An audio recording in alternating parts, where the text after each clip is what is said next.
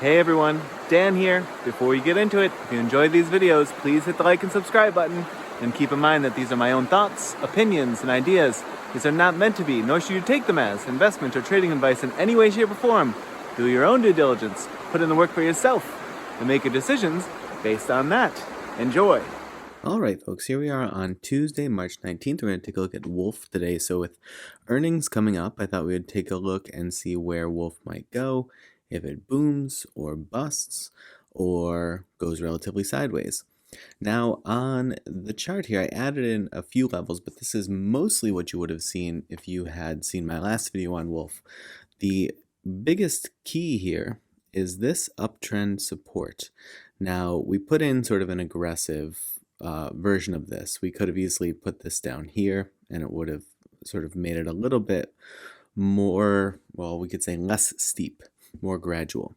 But the way it's positioned, it gives it a little opportunities to slip out and then pull itself back in, which is right exactly where it is at the moment. It's sort of at this nexus point.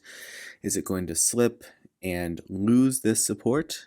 Or is it even going to sort of sidestep and just get distance from it in that way? Or is it going to be able to position itself back in with a little bit of a push up, say into the 180s or so would be enough to kind of get it there, for now at least.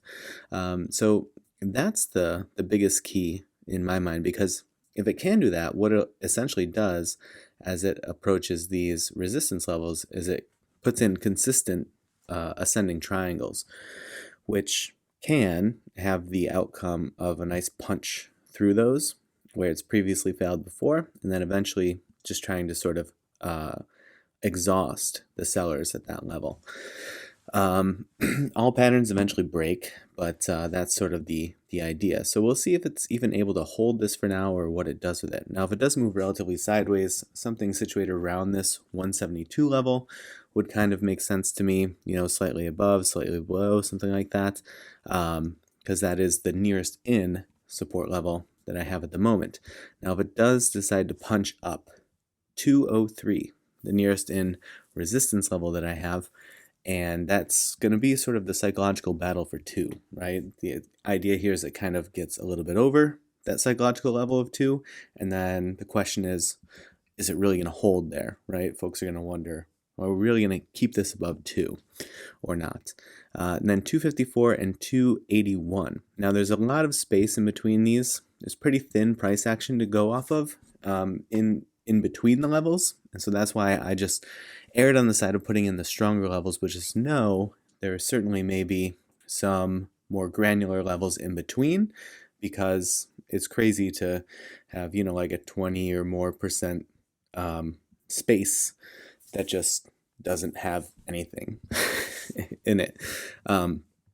So something honestly like right around where the cursor is, maybe 225 or so, certainly maybe a level in between this, but it didn't have quite enough development yet for me to feel as confident as these levels.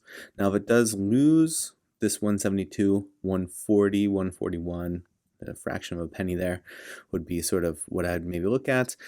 And below that, the price action gets pretty tricky. We could put one in. Let's see where I want it. Could put one in. Yeah, I'd go here about 117, 118. And obviously at that point we would ditch this uptrend support for sure. But it banged into it really hard here and it held, and it gave it a nice secondary push, though the swing high, not quite as high as this 317. And so now in this second bang, certainly a question of can it continue to hold or not. Now in the think or swim side of things, position just below the mid-range of the channel, had a nice trigger and fire back here. Really good call out by the TTM squeeze indicator. And so that pushed it way up out of the channel. Challenging part here is it then basically lost all of those gains, or nearly all of the gains, on a pretty quick subsequent turn of events down all the way to the lower bound of the channel. Came up, made another push at the upper bound. That's that second swing high that was not as high as the previous that we were just speaking about, and that tried to bang out of the channel, couldn't get there, reconfirmed resistance here, and then has sort of slowly but steadily ticked down ever since. Histogram showing that, maybe bearish momentum for the time being, trying to be quelled a little bit. So can it reach all the way to the baseline and flip to bullish momentum? We'll have to wait and see. But certainly this trigger and fire still playing out. So I don't know if it is a relatively sideways one. Maybe it queues up again at some point in the near future for another sort of price at the mid-range of the channel, TTM squeeze sort of setup. But we have to wait and see how it all sorts out. All right, folks, I hope that your trading week is off to a good start. And as always, I appreciate you watching, and I will see you in the next video.